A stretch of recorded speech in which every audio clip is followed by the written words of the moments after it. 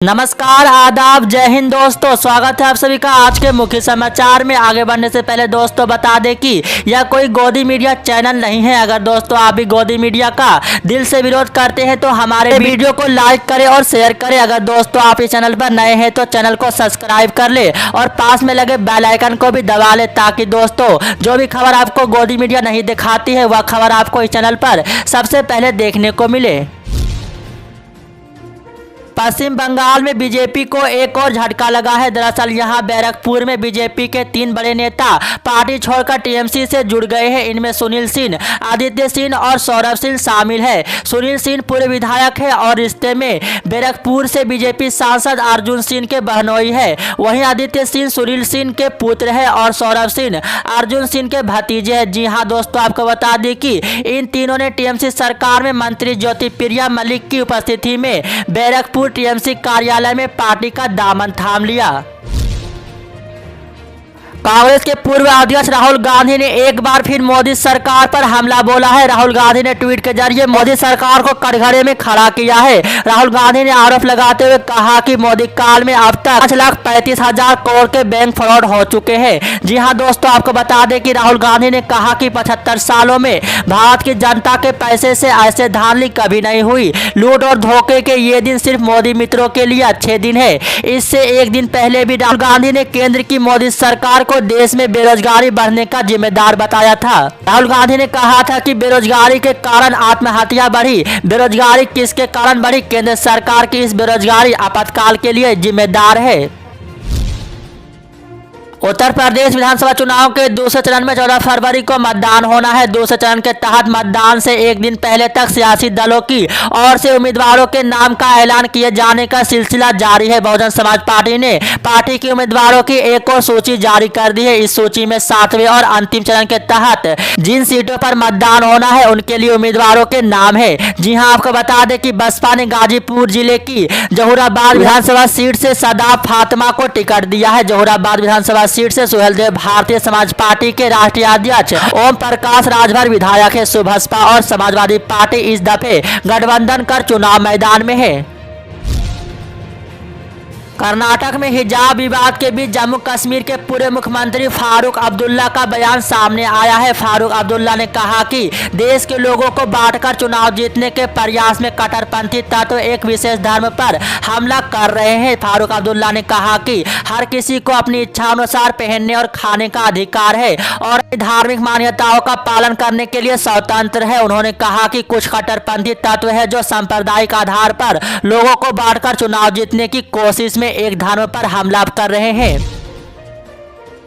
इटावा जसवंत नगर विधानसभा से साल 2012 और साल 2017 में पिछले 2 विधानसभा प्रत्याशी रहे मनीष यादव ने बीजेपी छोड़ सपा का दामन थाम लिया है। सपा जाने के बाद अपने राजनीतिक धूल विरोधी रहे शिवपाल यादव के लिए अपने गांव में चुनावी जनसभा कर उनके पक्ष में वोट मांगे।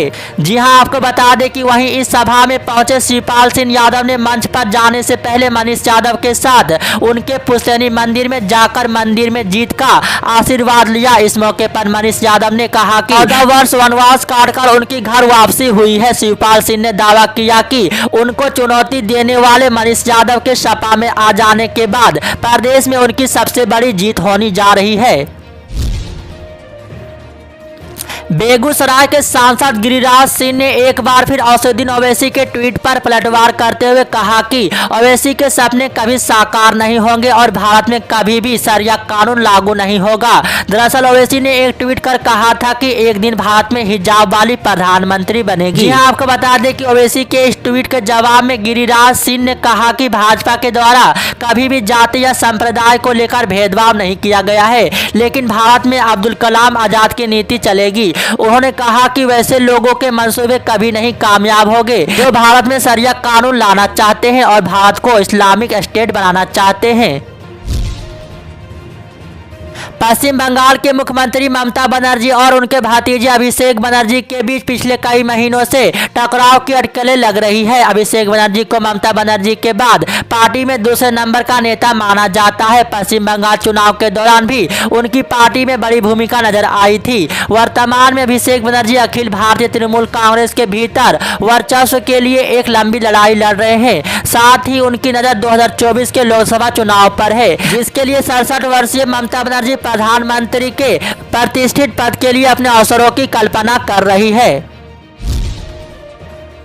कर्नाटक से शुरू हुआ हिजाब विवाद अब यूपी तक पहुंच चुका है। यूपी में भी मुस्लिम महिलाओं ने हिजाब पहनकर सड़क पर निकल विरोध प्रकट किया। इन सब के बीच चुनावी राज यूपी के फिजा में भी हिजाब छाया हुआ है। असदुद्दीन ओवैसी ने एक वीडियो ट्वीट करते हुए लिखा था कि एक दिन इस देश की बेटी हिजाब पहनकर प्रधानमंत्री बनेगी। असदुद्दीन ओवैसी की इस ट्वीट को लेकर अब सियासी घमासान मच गया है। जी हाँ, आपको बता दें कि मुख्यमंत्री योगी आदित्यनाथ ने ट्वीट कर असदुद्दीन ओवैसी पर हमला बोला है। सीएम योगी आदित्यनाथ ने ट्वीट कर कहा कि गाज़वा-ए-हिंद का सपना देखने वाले तालिबानी सोच के मजहबी उन्मादी यह बात गांठ बांध ले, वो रहे या ना रहे, भारत शरीयत के हिसाब से नहीं संविधान के हिसाब से चलेगी। सीएम योगी ने इससे पहले भी कहा था कि देश शरीयत से नहीं संविधान से चलेगा।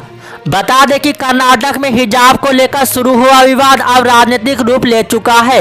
इसी तरह के छोटी बड़ी खबरों को जानने के लिए जुड़े रहे हमारे चैनल के साथ। मिलते हैं अगली बड़ी खबर में, तब तक के लिए जय हिंद।